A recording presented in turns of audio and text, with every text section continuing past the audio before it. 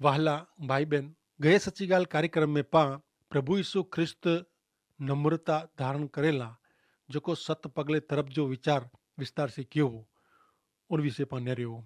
स्वर्ग जे वडे महिमा में जा क्रूस पर जे अपमानित ने शरमजनक मरण सुधी कोलाए यीशु ख्रिस्त उतरी आया, वो पण पा न्यारे हो। इनमें पा के यीशु ख्रिस्त जो मन केड़ो है वो पा न्यारे हो। अज पा ईश्वर पिता जो मन केड़ो है वो न्याईंदासीं। बाइबल में फिलिपी लोक के लखल पत्र जे बीजे अध्याय जी 6 થી 8 कलम में यीशु ख्रिस्त जो मन जाहिर करे में आयो है। जडे 9મી कलम नु पाके ईश्वर पिता जो मन नेरेला मिल दो। ईश्वर पिता जो मन मित्र यीशु ख्रिस्त के उच्चे स्थाने रखे जो है, यीशु ख्रिस्त के महिमावंत करे जो है ने मेरे ना में खासे में खासो ना डिने जो है। अगाऊ पा यीशु ख्रिस्त जा नीचे पृथ्वी तरफ जा गिनल 7 पगला नेरियावा। हाणे पा ऊंची जगह ते मथे जा भरे में आवल 7 पगला नेरींदासीं। ईश्वर जो मन यीशु ख्रिस्त के उच्चे स्थाने रखे जो है। हाणे मित्र अई फिलिपी लोक के संत पाउल जे लखल पत्र जे बीजे अध्याय जी 9મી कलम ने रहो। प्रेम संदेश मंगायला आके मुझी विनंती है कि जो आ वटे प्रेम संदेश ना जो नवो करार नवे तो अहीं मंगांगन जा ने आके मिल दो ने अहीं उनके वांचींदा तो आके हिन कार्यक्रम के सुने में अने अभ्यास करे में मददरूप थींदी। तो सुनो फिलिपी लोक के लखल संत पाउल जो पत्र तंहिंजो बीजो अध्याय ने 9મી कलम। हिन कारणे ईश्वर उन्हीं के उच्चे स्थाने रखियो ने मिड़े ना में खासे में खासो ना डिनो। हिते उच्ची तरफ वरे में आवल पहलो पगथियो है। ईश्वर यीशु ख्रिस्त के उच्चे में उच्चे स्थाने रखियो वीरायो। हिन विश्व में ईश्वर पिता जो खासे में खासो हेतु ईश्वर पिता जे सर्जेल हिन विश्व में यीशु ख्रिस्त के महिमावंत कहना उहो है। हिन पृथ्वी ते जडे मनुष्य वसे तो होते जिते माण्हू ईश्वर विरुद्ध थिया होते यीशु ख्रिस्त महिमा मेळवे वो ईश्वर जो हेतु है। हिन निधी पृथ्वी के महत्व जी लेखे जी हिकिड़ी बाबत वे तो वो हिन पृथ्वी ते यीशु ख्रिस्त जो मरण है। हिन सिवाय ॿियो कीअं पण न। खगोल शास्त्री चवनि कि विशाल अवकाश में पृथ्वी हिकिड़ी नंढी काठी जेतिरी है। ही विशाल विश्व मिजाज पृथ्वी के भूसी वेझे में अचे तो इनसे विश्व में कीअं फर्क पए न। कोई चए है कि हिन नंढी पृथ्वी ते मानव चेपी रोग जड़ो है। सच्चे मित्र पा अड़ा आहियूं। चेपी रोग जड़े मानवी के सम्मानजनक बनाईंदल ने स्वर्ग तरफ अखियूं उची करी ईश्वर जा भजन गोते जो कारण यीशु ख्रिस्त हिन पृथ्वी ते आया ने मानवीला मरिया वो हकीकत है। हिन कारणे यीशु ख्रिस्त के उच्चे स्थाने रखियो। हाणे ॿियो पगलो नेरियो 9મી कलम प्रमाणे ईश्वर यीशु ख्रिस्त के मिणी ना में खासे में खासो ना डिनो। यीशु ख्रिस्त जो ना जो अपमान थिए अड़ो कीअं पण बोले अगाऊ ही हकीकत ध्यान में रखे जड़ी है। यीशु ख्रिस्त जो ना जो अपमान थिए अड़ो बोलदल के जाणियो खपे कि ईश्वर यीशु ख्रिस्त जे ना के उच्चे में उच्चे स्थाने रखियो आयो। ईश्वर यीशु ख्रिस्त जे ना के खासे में खासो लेखिए था। केतरीक बार यीशु ख्रिस्त ते पूर्वग्रह रखंदल माण्हू यीशु ख्रिस्त जे ना के अपमानित कहिए था। पण अड़े लोकला आऊं ईश्वर पिता के प्रार्थना कयां तो कि ईश्वर पिता उन्हीं के माफ़ कहिए। हिन दुनिया जे मिड़े महान माण्हू जे ना करता ने मिड़े देवदूत जे ना करता यीशु ख्रिस्त जो ना सर्वोच्च स्थाने रखे में आयो है ने रखे में अचींदो। 10મી कलम पाके जणाए थी कि फिलिपी बीजो अध्याय ने 10મી कलम में चहता कि तहला यीशु जे ना जे महिमा ला आकाश जा पृथ्वी जा ने पृथ्वी नीचे जा मिड़े घुटणिए पे। हिन कलम में यीशु ख्रिस्त के उच्चे स्थाने रखे जा ॿिया 3 पगथिया नरेला मिले था। 3 पगथियो यीशु ना जे महिमा ला एतरे कि यीशु जो ना आए। यीशु जो अर्थ थिए मुक्तिदाता, तारणहार, उद्धारक, तारींदल। बेतलेहम नगर में यीशु ख्रिस्त जे जन्म अगाऊ ईश्वर जो दूत जाहिर केवे माथी पहलो अध्याय ने 21મી कलम प्रमाणे कि वो पुत्र के जन्म दींदी ने तू इनजो ना यीशु रखने कारण वो पंहिंजे लोक के उन्हीं जे पाप नु बचाईंदा। हाणे हिन आगाही जो भविष्य कथन जो संदर्भ न्यारियो माथी अनुसार शुभ संदेश जे पहले अध्याय जी 22-23 कलम में चवनि था कि संदेशवाहक मार्फते प्रभु जेको जणायो हो उहो पूरो थिए तंहिंला ही बाबत बनई। कुंवारी के गर्भ रहंदो ने उहो पुत्र के जन्म ॾींदी ने इन जो ना इम्मानुएल एतिरे क ईश्वर पां भेरा अहिड़ो थिए थो, अहिड़ो ना रखे में अचींदो। यीशु ख्रिस्त ईश्वर वाह तंहिंला मानव जात में प्रवेश करेला उन जो जन्म अहिड़ी चमत्कारिक रीते थियो खपे। ईश्वर जी आगाही जी भविष्यवाणी जी ही संपूर्ण रीते अजायब परिपूर्णता हुई। एतिरे भविष्यवाणी पूरी थी, उहो हिकिड़ी अजायब साबित थी हुई। देवदूत चयो कि तूं इन जो ना ईसु रखने कारण उहो पंहिंजे लोक के उन जे पाप में जा बचाईंदा। हिन हक़ीक़त मथे जरा वीचार करियो मित्र। ऐं मूंखे ईसु तरीक़े बुलाए सको न, मूंखे ईसु तरीक़े संबोधी सको पण न। ऐं त मुंहिंजी जात जो पिन जो उद्धार करेला पाप में जा उगारेला शक्तिमान नहीं आ।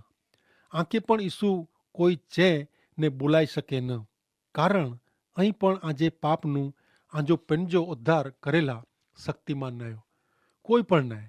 અહીં સમજા મિત્ર ફક્ત પ્રભુ ઈસુ ખ્રિસ્ત સિવાય पां मेड़े हिकिड़ी ज होड़ी में वेठा आहियूं। सॼी मानव जात डोबे अहिड़ी होड़ी में वेठी आहे। ही होड़ी उनी उतरंदी वञे थी। पांखे डुबंदे बचाएला कोई उद्धारक जी ज़रूर वे त इनके मानव जात ॿारानू अचणो खपे। केतिराक लोग पाप में डुबदल मानव जात के बचाएला रसो हलाइनि था।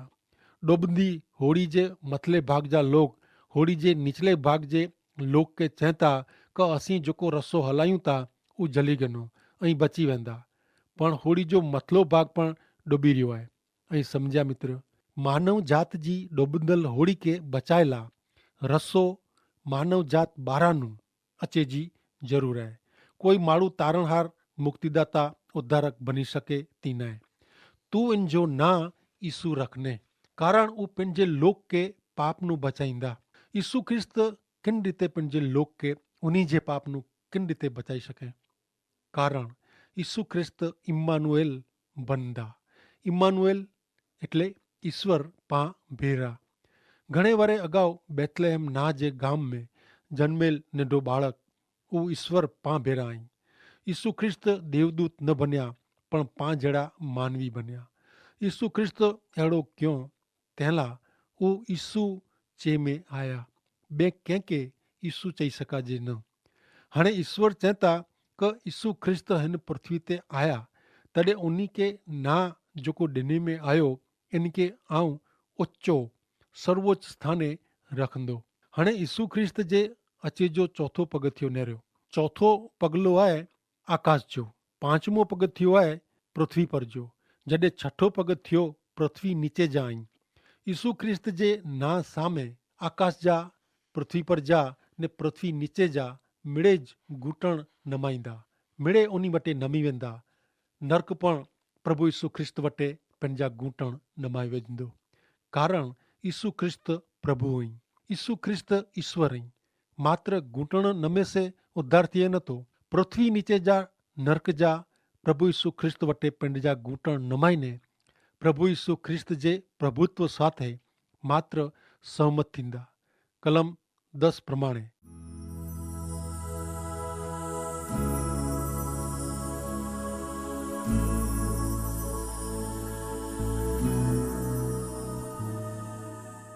हाणे अॻियां नेरियूं त 11वीं कलम में ईसु ख्रिस्त जो छिलो एतिरे कि 7मो पगथियो जणायो आयो।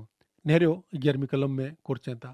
फिलिपी के लखल संत पाउल जो पत्र 2 अध्याय ने कलम 11वीं ने ईश्वर पिता जे महिमाला मिड़े जाहिर में कबूल कईं कि ईसु ख्रिस्त ऊज प्रभु आहे।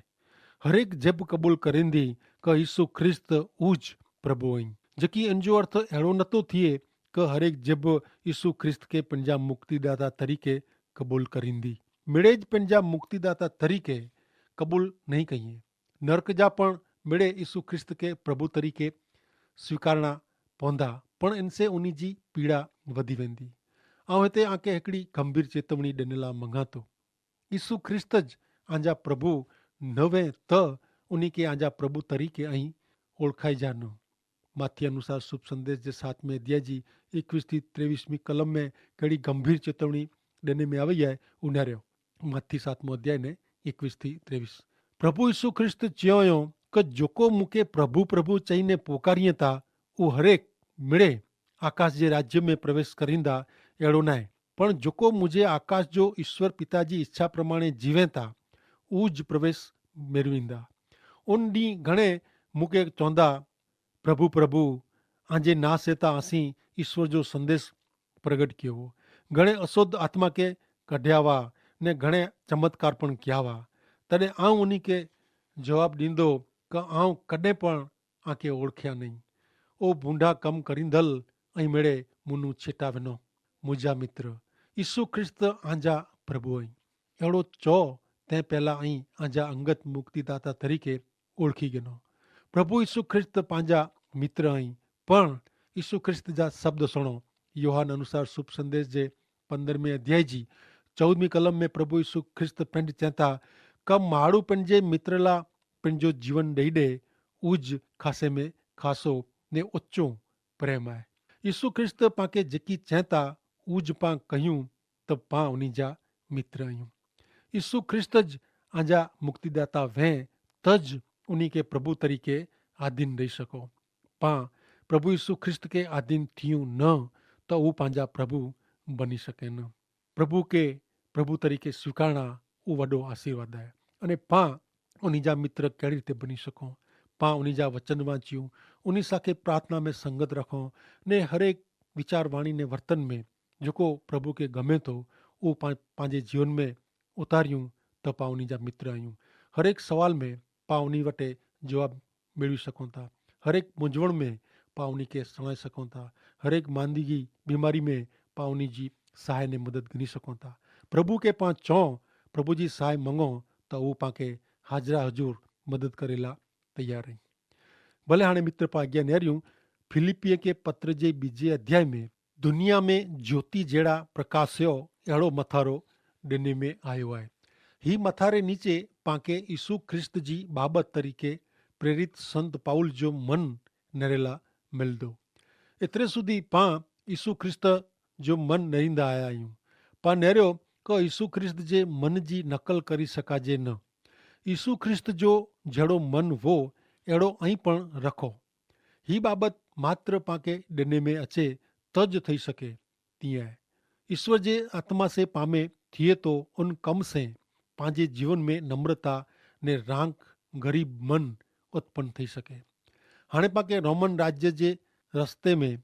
ईसु ख्रिस्त जो हिरंदो फिरंदो मन नरेला मिलंदो व्यवहारू जीवन में ज़ाहिर थींदल ईसु ख्रिस्त जो मन ईसु ख्रिस्त जो मन पांखे रोमन घरे में ने रोमन जेल में नरेला मिलंदो पांखे तेला 3 दृष्टांत ॾिने में आया आहिनि संत पाउल जो मन तिमोथी जो मन ने एपाफ्रोदिस जो मन रोमन राज्य जहिड़े भ्रष्ट राज्य में ही त्रोय व्यक्ति प्रभु यीशु ख्रिस्त जो मन ज़ाहिर कयूं अहिड़ा ॿिया हुते 3 लख लोग हूंदा मित्र अॼु जे अभ्यास में पां नरियो क ईश्वर पिता जो मन कहिड़ो आहे ईश्वर पिता जो मन यीशु ख्रिस्त के उच्चे में उच्चे स्थाने रखे जो आहे महिमावंत ने खासे में खासो नाह ॾिने जो आहे हिन नंढी दुनिया में नंढी पृथ्वी के महत्व जो स्थान ॾींदल जेको ई बाबति वेह त उहो हिन पृथ्वी ते प्रभु यीशु ख्रिस्त जो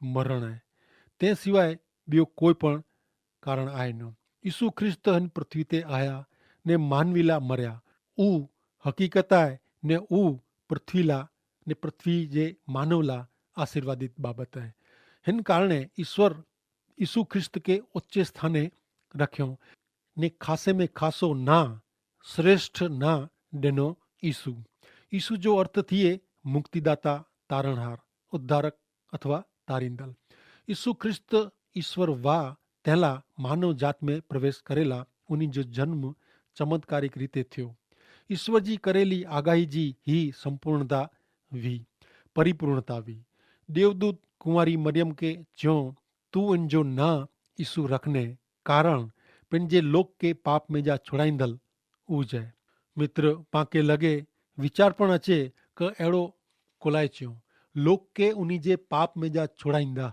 ॿिए के कोरो नहीं छोड़ाइए। मित्र, जेतिरा उन्हीं ते विश्वास कयूं था उन मिणी के ईश्वर पिता जे बालक जो अधिकार मिले थो। जेको उन्हीं ते विश्वास कयूं था उहो मिड़े उन्हीं जा लो कई। उहो माण्हू गमे अहिड़ो पापी वे क दुनिया जी नज़र में ख़ासो लिखांदो वे क न पण लिखांदो वे, पण जॾहिं उहो व्यक्ति यीशु ख्रिस्त वटे अचे थो, पाप क़बूल करी पंहिंजा मुक्तिदाता तरीक़े प्रभु यीशु जो स्वीकार करे थो, तॾहिं उहो ईश्वर जो संतान बनी वञे थो। हेवर रज मानवी के ईश्वर जा संतान बने जी तक आहे। कारण जॾहिं प्रभु यीशु ख्रिस्त पृथ्वी ते अचींदा तॾहिं माण्हूअ जो मिणी जो न्याय थींदो ने तॾहिं मिड़े ज प्रभु यीशु ख्रिस्त वटे पंहिंजा घूंटण टेकींदा, न हरेक जिब क़बूल करींदी क यीशु ख्रिस्त उज प्रभु आई। पण तॾहिं मिणी जो एतिरे उन मिणी जो उद्धार थींदो अहिड़ो न आहे। उद्धार त हुते पृथ्वी ते प्रभु यीशु ख्रिस्त प्रभु आई ने मुंहिंजा मुक्तिदाता आई अहिड़ो विश्वास साथे क़बूल करे सेज थिए थो। पां प्रभु यीशु ख्रिस्त के आधीन थियूं न त उहो पंहिंजा प्रभु बनी सके न। प्रभु यीशु ख्रिस्त के पंहिंजा मुक्तिदाता ने उद्धारकर्ता स्वीकारी पाप कबूलात करी विश्वास से आधीन थे से उद्धारकर्ता थिए। अज शांति माटे उद्धार ने आराम माटे हरेक व्यक्ति के यीशु ख्रिस्त के स्वीकारे जी घणी जरूर है।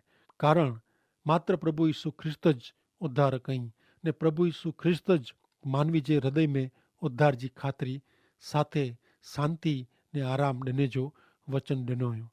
कारण के लखल आहे कि जेतिरा उन जो स्वीकार क्यों उन मिणी के ईश्वर जा संतान तरीक़े जो हक़ उन्ही मिणी के ॾिनो।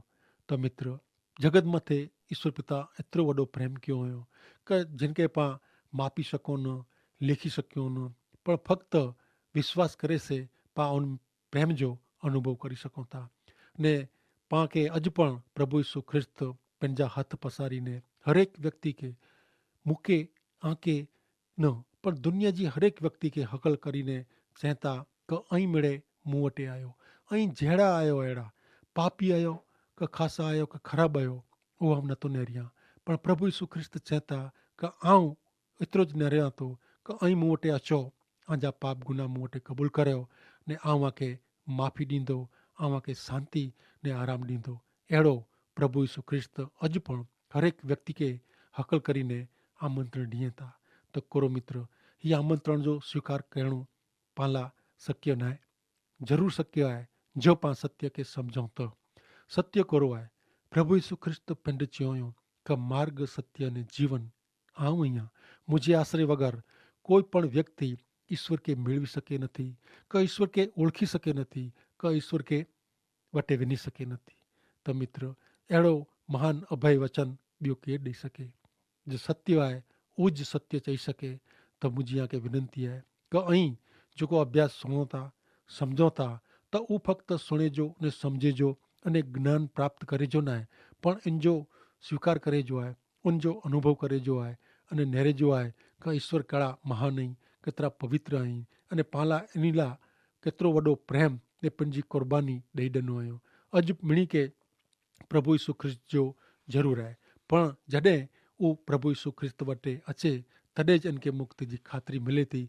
त मुंहिंजी तव्हांखे नम्र विनंती आहे कि ऐं प्रभु यीशु वटि अचो अने आजा मुक्तिदाता तरीक़े स्वीकार करियो अने आजे जीवन में हृदय में ऐं शांति अनुभवींदा। तंहिं માટે ईश्वर पिता खे आशीष ॾियो। आमीन।